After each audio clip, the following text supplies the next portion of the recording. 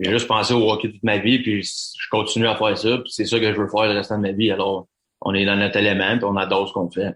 On pourrait pas avoir une meilleure job. On tripe à tous les jours qu'on s'en va à l'aréna aider des jeunes. Oui, c'est un processus, pas un sprint, c'est un marathon avec des joueurs de hockey. Puis c'est vraiment une belle expérience qu'on est en train de vivre. Là, on voit des jeunes s'améliorer à chaque pratique qu'on est avec eux. Ici votre hôtesse Amélie Delebel et je suis très heureuse de vous accueillir sur le podcast Athlète Entrepreneur qui met en évidence des parcours inspirants d'athlètes ou d'anciens athlètes de haut niveau qui se sont tournés vers le milieu entrepreneurial. Ce rendez-vous hebdomadaire vous présente des entrevues qui seront vous motiver à atteindre votre plein potentiel. C'est parti! Bonjour, je suis très heureuse de vous accueillir aujourd'hui sur mon podcast Athlète Entrepreneur pour cet épisode 130 sur former et encadrer les hockeyeurs de demain avec Faneuf et Don Hockey. En effet, pour la première fois à Athlète Entrepreneur, j'ai reçu deux invités lors d'une même émission. Avant de vous parler de mes invités du jour, si vous avez déjà un podcast ou vous souhaitez en lancer un, je vous recommande l'hébergeur Blueberry que j'utilise également. Pour obtenir un mois d'essai gratuit sur cette plateforme, simplement allez au ameliedelebel.com/blueberry, Blubrry. Pour cette émission, j'ai eu le plaisir de discuter avec Storm Faneuf et Vincent Donne, deux amis, partenaires et anciens hockeyeurs professionnels qui ont fondé il y a 2 ans Faneuf et Donne Hockey. Sans plus attendre, je vous laisse à cette entrevue. Bonne écoute! Alors, pour cet épisode, j'ai le bonheur de discuter avec pas un seul invité, mais deux. Donc, pour une première fois sur Athlète Entrepreneur, Vincent Donne et Storm Faneuf. Comment allez-vous, les gars? Ça va super bien, merci. Très bien, merci. Toi? Ça va très bien, merci beaucoup.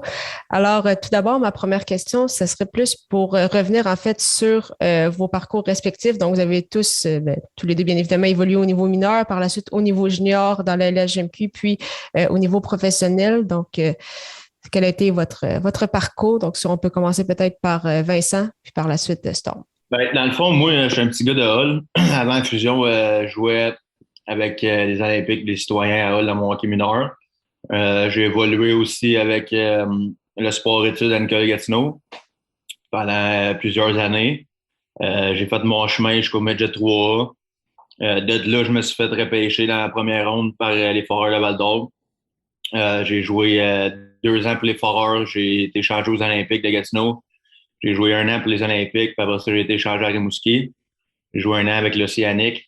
Pendant mon année avec les Olympiques, j'ai signé mon contrat professionnel après avoir été repêché par les Sens d'Ottawa. J'ai signé mon contrat alors j'ai tombé pro à 20 ans. Joué dans un club école pour des sénateurs pendant 4 ans, up and down, là, je te dirais dans l'East Coast puis dans la Ligue américaine. J'ai fait 6 camps d'entraînement avec les Sens, j'ai fait 5 rookie camps. J'ai joué des exhibition games avec les Sens. Puis là, me voici maintenant ici avec mon chum Storm en train de coacher des petits gars et des petites filles de Gatineau. Super. Et toi, Storm, ton parcours? Moi, mon parcours, il ressemble un peu aussi à Vincent. Depuis qu'on est jeune, on a tout le temps joué pas mal dans l'élite, soit un contre l'autre ou dans les mêmes équipes. J'ai été au sport-études, moi aussi, avec Vince pendant plusieurs années. On a joué Midget 3 ensemble à 14-15 ans. Après ça, moi, je m'ai fait drafter par Shawinigan. Je suis parti à 16 ans. J'ai joué dans la Ligue junior majeure du Québec pendant 4 ans. J'ai joué pour l'Armada, pour Shawi puis pour Chicout. Ensuite, moi, j'ai tombé pro à 20 ans. J'étais allé jouer dans East Coast puis dans SPHL. J'ai joué avec le club école des Sens un peu à Brampton. Après ça, à Minnesota, au South Dakota. Je m'ai promené. J'ai eu une blessure aussi au hamstring. Je m'ai déchiré l'hamstring. Fait que ça a comme fini ma carrière, si tu veux. Là. Puis, here I am avec Vince. On a du fun au bout. On coach. On adore ce qu'on fait. On vit notre passion. C'est mental.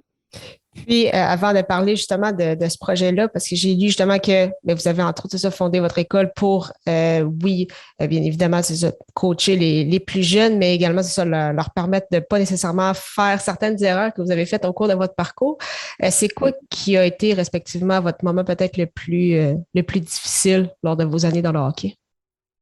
Je pense que oui, on a fait des erreurs, mais qu'est-ce qui est encore plus sharp, c'est que là, on peut apporter aux jeunes justement comment réagir quand tu fais une erreur ou quand tu as un setback. Ou, tu sais, le monde du hockey, c'est des hauts puis des bas. Fait que c'est sûr que tu vas en avoir.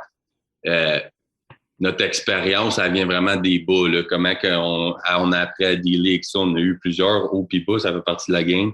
So, je pense que ça, c'est une des affaires qu'on peut vraiment aider les jeunes en leur parlant des expériences qu'on a vécues, comment on s'est senti, plein d'affaires comme ça. Là. Moi, je te dirais que, surtout Storm vient de le dire, là, il s'est blessé, puis ça, tu peux pas contourner une blessure au hockey, je veux dire. C'est un sport qui est tough, puis il y a des blessures, ça se passe, puis c'est des choses qui arrivent. Comment tu sors de ça, comment tu te relèves après une blessure. Nous autres, on l'a vécu. Moi aussi, j'ai été blessé, puis ça a pas mal fini ma carrière quand je suis allé en Europe à 24 ans. J'ai joué en Europe, j'ai joué une game, je me suis cassé la main, puis j'étais dans le bloc, puis je pouvais plus jouer. Fait, comment dealer avec des situations comme ça? C'est sûr qu'on a de l'expérience, qu'on peut coacher les jeunes aussi, pas juste à la glace, mais en dehors de la glace, ça soit pour les jeunes, pour les parents même. Mm-hmm. Il y a beaucoup de parents qui veulent beaucoup pour leur enfant, puis tout ça, puis c'est correct, mais en donner trop à quelqu'un aussi, t'as des risques de blessure, puis c'est tous des petits tips de même qu'on est capable de coacher à cause de notre expérience, justement. Puis justement, donc tout ça en fait qui s'est fondé par la création de votre école de hockey, donc Phaneuf et Don Hockey, ce qui a été fondé en fait il y a 2 ans, donc un peu avant la pandémie. Donc justement, est-ce que ça faisait longtemps que vous pensiez à ce projet-là, puis comment tout ça s'est mis en place depuis les dernières années? Dans le fond, moi et Storm, on est pas mal revenus en même temps du hockey. Puis, tu sais, il y a beaucoup de monde qui le savent là, après une carrière de hockey, mais c'est dur de se retrouver un petit peu. Des fois, tu sais pas trop quoi tu veux faire, t'as pas vraiment pensé à quoi tu voulais faire après la carrière. Là, tu sais, j'avais juste ça dans la tête, moi, personnellement, le hockey. Je pensais de faire ça toute ma vie, mais à un moment donné, t'arrives, tu frappes un mur, tu sais. Puis moi et Storm, on était assis ensemble chez eux pendant un été de temps, puis on a dit on devrait partir à une école, tu sais, comme avec le knowledge qu'on a, avec l'expérience qu'on a, avec quoi qu'on a vécu, tout ça, je pense qu'on pourrait aider beaucoup de jeunes. Que ça soit de gars ou filles, bons, moins bons, qui commencent à jouer au hockey ou qui sont dans le 3A, peu importe. On peut être des atouts bénéfiques, dans le fond, pour les jeunes. Puis, comme tu as dit, depuis 2 ans, je pense qu'on a transformé la vie de pas mal beaucoup de jeunes en Outaouais. C'est du travail difficile, c'est du travail qui prend du temps, tout ça, aller sur la glace, mais nous autres, c'est notre passion depuis que j'ai 2 ans. T'sais, moi, j'ai juste pensé au hockey toute ma vie, puis je continue à faire ça, puis c'est ça que je veux faire le restant de ma vie. Alors, on est dans notre élément, puis on adore ce qu'on fait. Absolument. On pourrait pas avoir un meilleur job. On tripe à tous les jours qu'on s'en va à l'aréna aider des jeunes. Oui, c'est un processus, pas un sprint, c'est un marathon avec des joueurs de hockey. Puis c'est vraiment une belle expérience qu'on est en train de vivre. Là. On voit des jeunes s'améliorer à chaque pratique qu'on est avec eux. Puis c'est vraiment, vraiment le fun comme job. Là. On adore ce qu'on fait. Puis comment vous êtes adapté avec justement la COVID parce que là, c'était difficile d'avoir des glaces. Donc, comment vous gardiez contact avec les jeunes, puis comment tout ça s'est déroulé pour vous?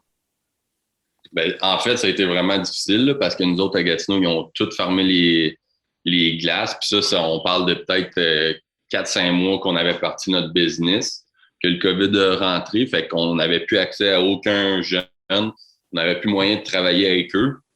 Fait que qu'est-ce qu'on a fait? Dans le fond, nous, on s'est tourné de bord puis on a commencé à se filmer. On a fait des capsules pour les jeunes en anglais et en français. On a investi beaucoup d'argent. On s'est fait une belle plateforme avec notre site web, phaneufandonhockey.com, que justement, les kids, les parents, ils peuvent aller apprendre de nos vidéos tout ce qu'on a montré. On montre toutes les techniques de A à Z, les plus compliquées jusqu'aux plus faciles. Mais c'est vraiment un outil incroyable. Là, qu'est-ce qu'on a fait? Nous, dans le fond, c'était du Steva Hockey. Du Steva Hockey, on faisait beaucoup ça avec nos équipes. Après une game ou peu importe, le coach, c'est souvent ça qu'il fait, c'est un système de vidéo avec des flèches qu'il peut mettre sur pause, rewind, slow motion. Nous, on a fait ça, mais pour les techniques de joueurs et les techniques de gardiens, en français et en anglais. So, les vidéos sont incroyables. On était vraiment chanceux. On avait quelqu'un qui s'y connaissait dans la vidéographie, dans le montage de vidéos. Puis le produit qu'on a fait, là, c'est vraiment incroyable. Là. C'est sharp. Les kids, ils capotent quand ils regardent nos vidéos. Ah, c'est vraiment cool. Le COVID, dans le fond, nous a permis de créer cette plateforme-là, si tu veux, parce que Mm. tu sais, on n'a pas, on n'avait plus de job, on ne pouvait pas embarquer sur la glace, on ne pouvait plus faire d'activités, on a sport-études même, il a été Ouais. suspendu les activités. Alors, ça nous a permis de créer cette plateforme-là. Puis cette plateforme-là est nulle part ailleurs. Il y a pas personne qui coach online français et anglais des vidéos individuelles de performance. Ça, c'est nouveau dans le monde. Puis le COVID nous a permis de créer ça. Maintenant, il faut juste qu'on puisse put the word out there, faire savoir qu'on a ça. Parce que le but, c'est vraiment d'aider le plus de jeunes possible. Exact. Nous, ici, à Gatineau, quand on embarque sur la glace, ben, on a tout le temps un ratio de 1/4. Fait il n'y a pas tant de jeunes que ça qui embarquent avec nous sur la glace parce qu'on veut garder ça spécifique, privé. T'sais, on veut pas nécessairement avoir une garderie avec 30 jeunes sur la glace avec un coach. C'est pas ça qu'on veut. Par contre, les vidéos, peu importe t'es qui, de où tu viens à travers le Québec, Canada ou le monde, tu peux apprendre. Tu peux comprendre tous nos trucs. On explique des petits détails, comment contrôler ta colonne vertébrale, toutes des petites choses que on est capable d'expliquer à cause de notre expérience, à cause de tous les gars qu'on a joué avec, qu'on a côtoyé, qu'on a rencontrés depuis qu'on... Tu sais, nous, on fait du hockey full-time depuis qu'on a l'âge de comme 4-5 ans. C'est juste ça qu'on fait. On en mange, on adore ça, c'est notre passion. Puis les vidéos, là, c'était vraiment la meilleure affaire qu'on aurait pu faire durant le COVID. C'est vraiment cher. Ah, c'est vraiment cool. Puis là, c'est ça, vous avez votre plateforme, vous avez les vidéos, mais ce serait quoi vos objectifs, par exemple, pour les prochaines années? Est-ce que vous voulez pousser ça à un autre niveau? Est-ce que ce serait un peu plus agrandir vos écoles? Là, je sais que c'est ça, vous êtes aussi impliqué avec le sport-études dans votre région. Donc, c'est quoi vos objectifs futurs? Nous autres, là, dans le fond, pour le futur, on a déjà fini notre saison 1 de vidéos à faire. Vince, il a fait 52 vidéos français-anglais. Moi, j'ai fait 52 vidéos français-anglais pour les gardiens. Puis comment ça marche, la subscription, c'est que nous, on envoie des vidéos à chaque semaine aux enfants ou aux parents pour étudier. À toutes les semaines, tu en as un nouveau. Puis là, dès septembre, on commence déjà la saison 2. So, c'est pas mal ça nos objectifs. Nous autres, on aimerait ça que ça soit worldwide parce que c'est français-anglais. La manière qu'on le fait aussi, c'est avec tout notre équipement. Il n'y a pas beaucoup de... En fait, il n'y a pas personne qui fait ça. Coacher avec son équipement, c'est une chose de le montrer en tracksuit puis de le dire, mais de faire le mouvement, de faire la mécanique, puis tu sais, c'est un meilleur coaching parce que les enfants sont beaucoup visuels aujourd'hui. Moi, en tout cas, quand j'étais jeune, quelqu'un me disait « fais ça, fais ça, fais ça », ça tournait vite dans ma tête. Mais s'il me le montrait, OK, là, c'était facile pour moi. Là, je le comprenais 2 fois plus vite.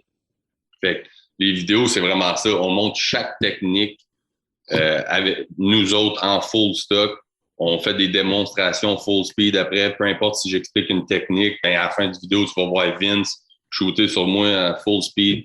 Puis je vais montrer comment faire la bonne technique. Non, mais c'est super intéressant. Mais merci beaucoup, les gars, pour votre temps. Avant de terminer, par contre, j'aime toujours poser les mêmes petites questions à rafale. Donc, à tour de rôle, quelle est la chose la plus importante que le sport vous a enseigné? La discipline. La discipline, le commitment. Ça a sauvé notre vie, là, pour vrai. Là. Parle des gars, tu sais, les gars aux States avec la NBA, nous autres, ça a fait ça avec le hockey au Québec. Là. Exactement. Tu sais, moi, je dis ça bien franchement, bien honnêtement. Comme moi, à l'école, j'étais correct, j'avais des bonnes notes, mais j'aimais pas ça. J'aimais pas ça m'asseoir dans une classe puis écouter. Puis j'étais pas hungry d'apprendre, tu sais, comparativement au hockey. J'allais sur la glace, mais je voulais tout apprendre, je voulais tout poser des questions, je voulais tout savoir. Puis c'est ça qui m'a créé, dans le fond, mon identité comme personne. Pour ta question, pour répondre à ça, c'est la discipline, OK, qu'est-ce qui m'a créé, dans le fond. C'est la discipline de me lever le matin, d'aller m'entraîner, de bien manger, de me coucher de bonne heure, de boire de l'eau, pas de boire de Pepsi, tu sais, comme, c'est tout ça, mais c'est drôle, mais c'est ça que c'est pour vrai. Puis c'est pas un processus de 2-3 mois, on parle d'un processus de 10-15 ans. Exact. Puis c'est du commitment, puis c'est pas facile, tu sais, les jeunes, t'auras pas tout cru dans la bouche, puis il va falloir que tu travailles pour te rendre où tu veux te rendre, mais c'est faisable. Tu vas avoir des hauts, des bas, faut que tu restes positif, faut que tu enjoy le process de travailler à tout le jour, de te développer, de devenir meilleur. Même si c'est 5% que tu es devenu meilleur aujourd'hui, ben c'est meilleur. Faut que tu essaies tout le temps de battre la personne que tu étais hier. Tu sais, fait, je pense que c'est ça nous a le plus appris avec le sport du hockey. Très bon point. Quel a été votre plus beau souvenir sportif? Moi, pour vrai, là, mon plus beau souvenir sportif, c'est quand je suis allé à Team Canada. À 16 ans, j'avais été invité pour aller faire le camp à Calgary.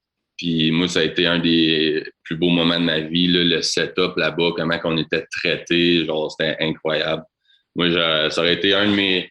Quand j'étais jeune, mon but, c'était plus de jouer pour Team Canada dans mon rêve que de gagner une Coupe Stanley, mettons. Je trouvais ça plus sharp à avoir le drapeau du Canada puis de jouer pour eux autres. Je trouvais ça incroyable. Je pense que c'est un des meilleurs moments dans ma carrière. Moi, je te dirais, c'est les drafts. Plus personnellement, c'est un niveau personnel, ça serait plus mes drafts juniors puis mon draft NHL. Côté collectif, je te dirais, moi, j'avais joué avec Team Québec dans le tournoi Kiwanis Midget. Puis ça m'avait fendu le cœur en deux parce que je pouvais pas jouer avec mon équipe d'Intrépide parce que j'étais invité à Team Québec. Puis l'Intrépide jouait dans le même tournoi. Puis on avait gagné le tournoi avec Team Québec. Là, il y avait des gros noms avec les autres, Joe Drouin, Tanis Clay, Sam Morin, Zach Fucal, plusieurs gars qui jouent à NHL en ce moment. Je te dirais que collectivement, ça, c'est mon plus beau souvenir. Parfait. Puis, quel serait votre meilleur conseil pour un athlète ou un ancien athlète qui souhaite se lancer en affaires, qui souhaite lancer son projet? C'est sûr d'avoir des buts court, moyen et long terme. Nous, c'est une des affaires qu'on explique beaucoup à nos jeunes. On se concentre sur le côté mental de la game parce qu'à un certain niveau, on sait que ça vient 80% mental, 20% skills. Pour les goalers, en tout cas. Fait que nous autres, tous les jeunes qui travaillent avec nous, c'est sûr qu'on leur montre comment gérer leurs émotions, comment gérer le stress, faire sûr d'avoir des buts à court, moyen et long terme, puis à tous les jours, essayer de t'approcher de ces buts-là, à gagner des petites victoires comme ça tous les jours. Ça, c'est une autre affaire aussi que je trouve que ça manque un peu au hockey, c'est du support moral des jeunes. Il y a bien des jeunes qui ils vont jouer une mauvaise game, puis papa et maman sont pas contents avec eux autres dans le char, dans la maison, tout ça. Mais c'est d'apprendre à comment dealer avec ça. Parce que ça soit maman ou papa qui soit fâché après toi, si tu as joué une mauvaise game, ou que ça soit ton coach quand tu junior ou midget, ça revient tout le temps au même. Il faut tout le temps que tu recommences le matin et tu recommences à zéro. Puis tu as tout le temps une autre game pour te racheter. Fait que c'est vraiment le support moral. Nous autres, on a bien des clauses mentales avec les jeunes. On parle beaucoup de motivation, préparation, etc. Fait que ça, c'est vraiment un aspect que notre école, on amène aux jeunes aussi. Tu sais, le hockey, là, c'est un jeu d'erreur. Faut pas oublier ça. Là, on le répète souvent aux parents. « Ah, moi, t'as-tu vu l'erreur qu'il a faite là? T'as-tu vu l'erreur qu'il a faite là? » Je suis d'accord, oui, mais le hockey, c'est un jeu d'erreur. L'équipe qui en fait le moins, c'est les autres qui vont gagner la game. Puis c'est impossible d'être parfait. On essaie juste d'apprendre de ces erreurs-là puis de move forward avec ça. C'était super intéressant. Merci beaucoup encore une fois à vous deux, puis la meilleure des chances pour la suite. Merci à toi. Pour ton temps, merci beaucoup. Merci beaucoup encore une fois à Storm Phaneuf et Vincent Dunn pour leur temps et en souhaitant que vous ayez apprécié ce 130e épisode officiel d'Athlètes Entrepreneurs. Si vous souhaitez acheter vos suppléments et vêtements pour sportifs tout en encourageant une entreprise sociale canadienne qui remet 20% de ses profits aux athlètes, Athlete Nation est le choix tout désigné. Profitez de 10% de rabais au amiedelabel.com/Athlete Nation avec le code promo AE10, AE majuscule 10. La semaine prochaine, je discuterai avec Élise Jobin, une ancienne joueuse de basketball du Rouge et Or de l'Université Laval, qui est la fondatrice et propriétaire de Pro Athlète. Ne manquez pas ça!